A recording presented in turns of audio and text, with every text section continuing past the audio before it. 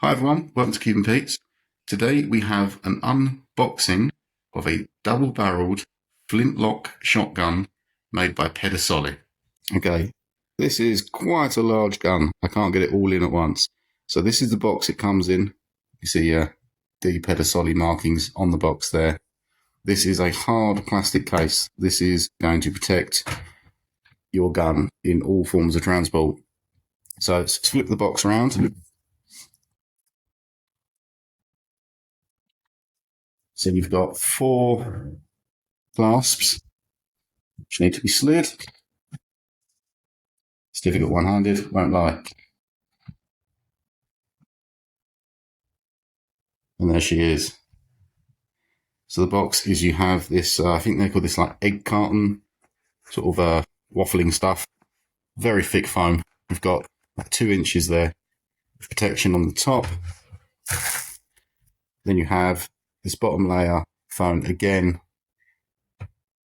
probably 2 inches on that side, and it has a perfect cutout for the gun itself. So there is no movement of the gun in transport. Very, very nice case. And then here we have the gun itself. I mean, just look at the checkering and all the engraving on there. Absolutely beautiful gun. Right, I'll set the camera up and we'll have a better look at her. Okay, so these started to appear in the early 1700s, and they sort of came into their own in about 1760 in the French-Indian War. It said that Captain Cook himself used one of these. This particular model, Pedersoli model, is also referred to as a Manton. It's a copy of that sort of style. So we'll have a close look at it. So it is stunning. Starting, you've got the butt plate. It's a good length.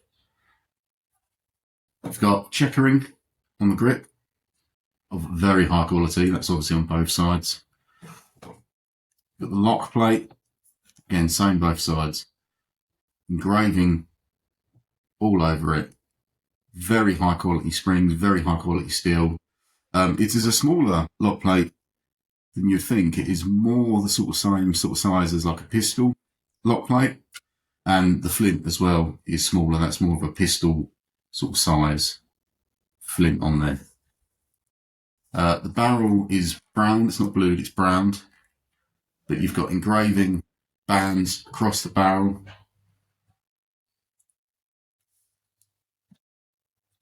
Oh, and you've got checkering here on the forward grip as well. Very high quality. You've got these here is what holds the barrel in. You've got sling mounting points along the length, and you have a basic front sight there, no rear sight, and the 2 barrels. That's your ramrod.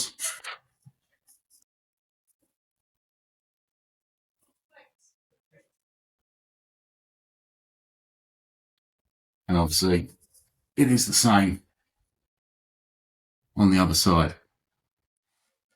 There is engraving on the bottom of the trigger guard as well. Highly polished steel, all the way along the butt there. Lovely grip support. Got 2 triggers. Again, one for each side of the gun. The front one always being the right hand side, the back one being the left hand side. Okay. This is a live firing piece.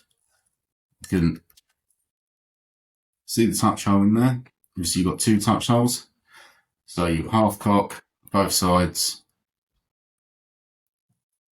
Prime in your pans. Close your prisms. Then load individually both barrels. Powder, shot and wadding. Use the same ramrod for both sides. Full cock. If you see the spark There we go. Really nice spark on that. These were brilliant as a fowling piece. So for bird shooting, hunting, game, that kind of thing. Over water as well. Obviously having the two barrels, they were used for military purposes as well. So you can load shot into this, which would be equivalent to like a modern buckshot, or you could put a lead ball down the barrel as well and use it for military purposes. On the rear of the stock there, you've got the second sling mount, and you've got a brass plate as well. This is one of the highest quality flintlock muskets out there, and for it to be a double barrel is just brilliant. There is nothing else like this on the market. This one will be used for re-enactment, but you could use this. I was going to say for clay pigeon. Could you use a flintlock for clay pigeon? Because of the delay, I think it would be difficult. I think it would be very fun too, and I'd be really interested to try and use this for clay pigeon shooting. I think you would struggle, but yeah, it is designed as a fowling piece, so it is designed to shoot birds in flight. So in theory, you could, but you would have to really think about where you were shooting. This is going to be an incredible piece to see out on the battlefield. So it says also on the barrel there that it is proof for 75 grains of black powder and a 1 ounce shot. So it is a 20 bore barrel, so it's a bit smaller than your 12 bore. But who cares? It's brilliant, absolutely stunning piece. The wood is a highly polished, I believe, walnut. Everything about it. Shoulder's lovely. Everything's very well designed. It's not too heavy either. You could use this all day. I mean, I'm just holding it with one hand, even though it's quite, can't get it all in. It's a long piece. It's shorter than a normal musket, brown bess, dog locks. It's shorter than that. It's more of a carbine size, more of a modern shotgun size, really.